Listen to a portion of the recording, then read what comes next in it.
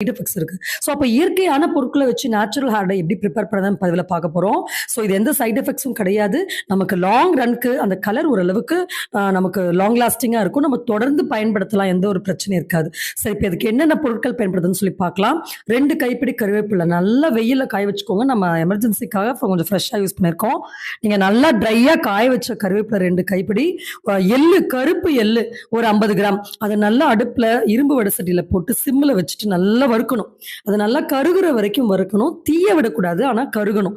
இப்போ நம்ம வீடியோல காட்டுற மாதிரி. அதுக்கப்புறம் அதை நல்லா ஒரு பவுடரா, ஃபைன் பவுடரா மிக்சியில போட்டு நல்லா க்ரஷ் பண்ணிக்கோங்க. இதே மாதிரி இரும்பு வடசட்டியில தேங்காய் எண்ணெய், சுத்தமான தேங்காய் எண்ணெயை நல்லா காய வச்சதுக்கு பிறகு அதுல இந்த பவுடரை போட்டு நல்லா எக்ஸ்ட்ராக்ட் இறங்குற வரைக்கும் அந்த எண்ணெயை காய்ச்சணும். அப்புறம் ஆற விட்டு தேவையானவங்க வடிகட்டிக்கலாம், இல்லைன்னா வடிகட்டலனாலும் இந்த மாதிரி க்ரீம் மாதிரி அது இருக்கும். ஸோ அதை அப்படியே தாராளமா தொடர்ந்து யூஸ் பண்ணிட்டு வரலாம். ஸோ ஒரு 2-3 கோட்டிங் கொடுத்துட்டோம்